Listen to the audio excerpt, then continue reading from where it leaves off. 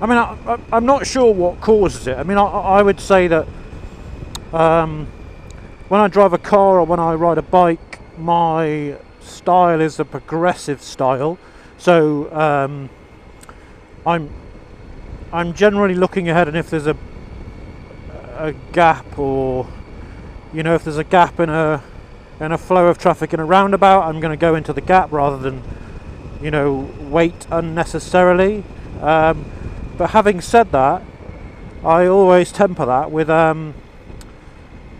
kind of trying to ride or drive a good sort of 100 yards ahead of myself. And I think a lot of the stuff that goes on now, it's just people in a rush. It's just rushing around. So it's the same level of kind of awareness, but with a heightened sense of must get there quicker than before. And everything that you're doing in a rush,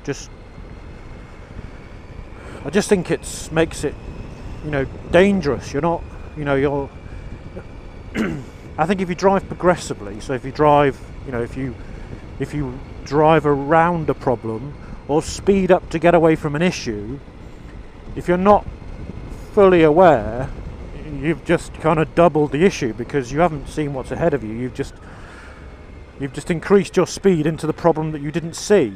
Whereas if you drive progressively normally,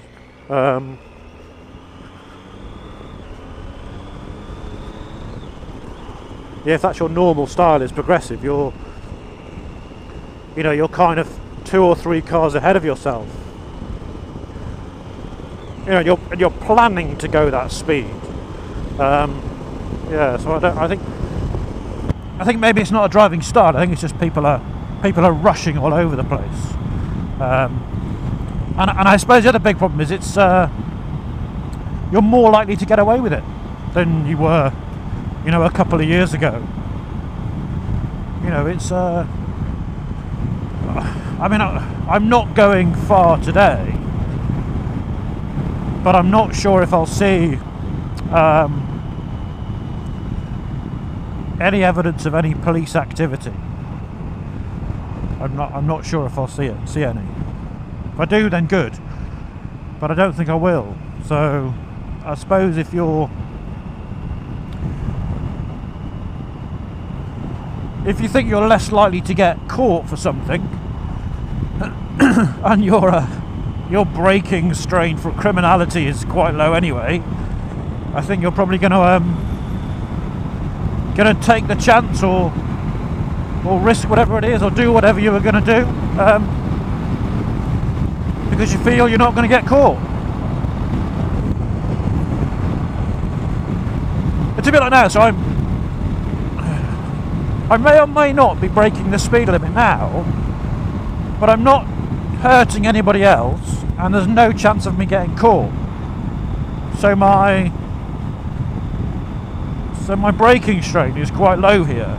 If I was in, a 30 mile an hour zone in similar circumstances, there's nobody around, I've just seen 10 policemen dealing with an incident, I'm in a 30 miles an hour zone, I would still drive at 30 miles an hour, because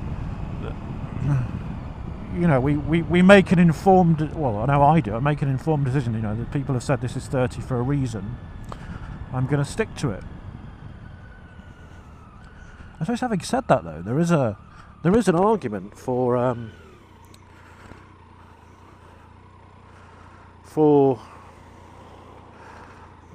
trying to think what the kind of term is. I suppose in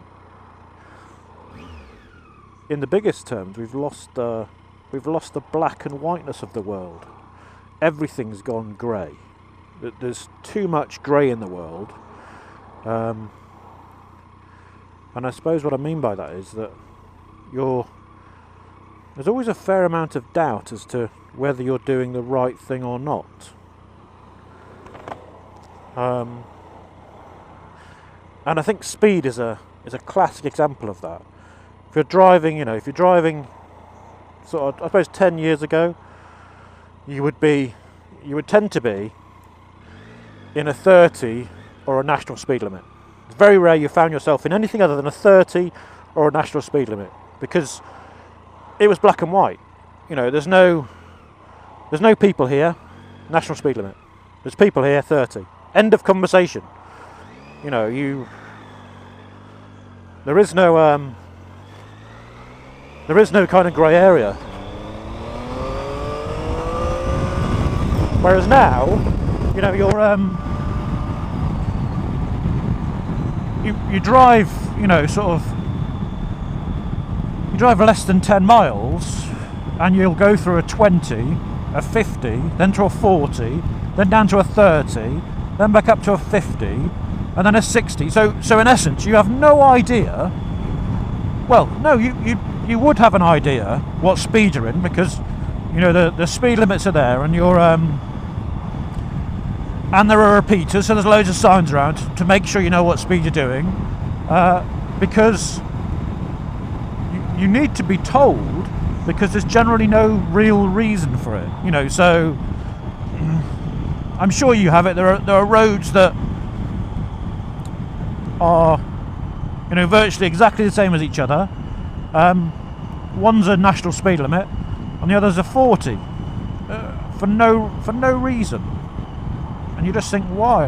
And as soon as you allow people to kind of question the rule, then I think it affects their criminality breaking strain. Yeah, I think it's, you know, I think we need to kind of, I think it would help a lot if we got rid of the grey area and just had it completely black and white. You know,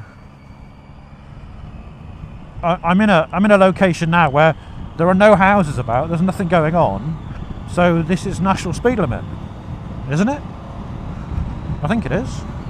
Yeah, it must be national speed limit, because there's no repeaters anywhere telling me what the actual speed is, so it must be national speed limit. I'm coming into a I don't know, it's is it a town, little town? So I would hope that if they haven't gone speed limit mad, that we'll get into town, it'll be a 30, and that'll be it. There are people about, drive at 30.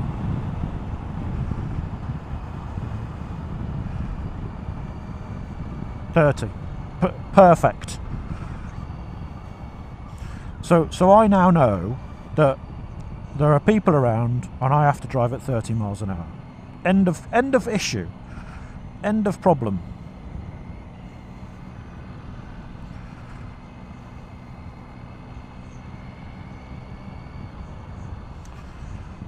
You know, and if I get caught here doing 40, 45, 50, then I deserve whatever I get.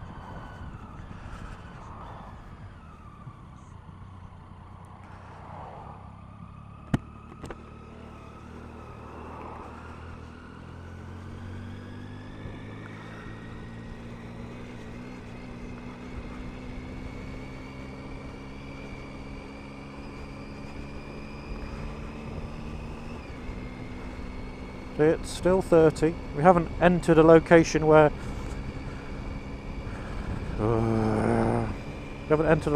people are more likely to walk into the middle of the road. So it's still 30. You know, it's quite obviously a town.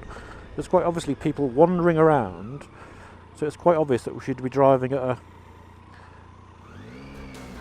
a speed that reflects that.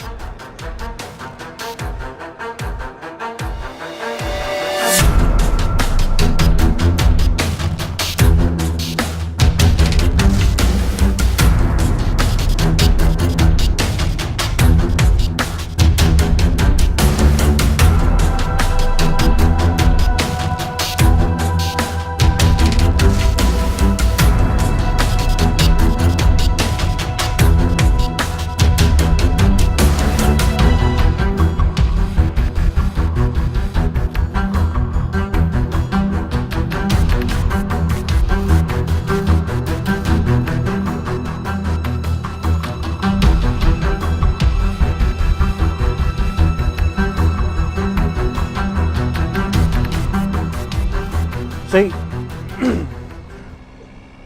solid white line.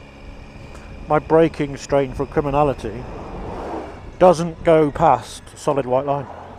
It's as simple as that. I could not get in trouble.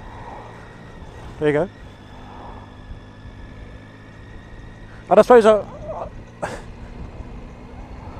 suppose I'm at an advantage to everyone else. Well, not everyone else, but anyone who's not been in the army has not had to spend a lot of their time thinking about not getting caught. And when you've been in the army for a fair amount of time, I think you get to realise two things. Firstly, and probably the most important part of it, is don't lie. If you've done something wrong, admit it. That's the first thing. If you've done something wrong, don't lie about it, admit it. Tell the whole truth and nothing but the truth as quickly as possible. That's the first thing. Now, because that's so important, the second one... Is the second one more important? It could be. The second one is don't get caught. If you don't get caught, you don't have to admit it. And I suppose the kind of implied task from that, the thing you do to not get caught, is to not step outside the law or the rules. Make sure you're inside the rules, or you can explain away the rules. That's kind of the those are the kind of mantras to live by when you're in the army, you know. And I think when you've been in a couple of years, you don't get the admit it thing sorted out. You haven't quite got that bit. You're still in the kind of game of deny everything until they provide proof. When you get to kind of, you know, when you get further up the chain, or what I say, when you get further up the treat you like an adult ladder, it's easier for you to admit it. So I'm not saying that when you've just joined you're a lesser person. I'm just saying when you've been in for a while, it's easier to admit it. It's easy, you know. Yeah. So those are the kind of things, and you know, above all, you won't have to admit you did anything wrong if you don't do anything wrong. It's as simple as that. You know, it's kind of, I wouldn't say it's simple, but it is. Yeah, it is. It's simple.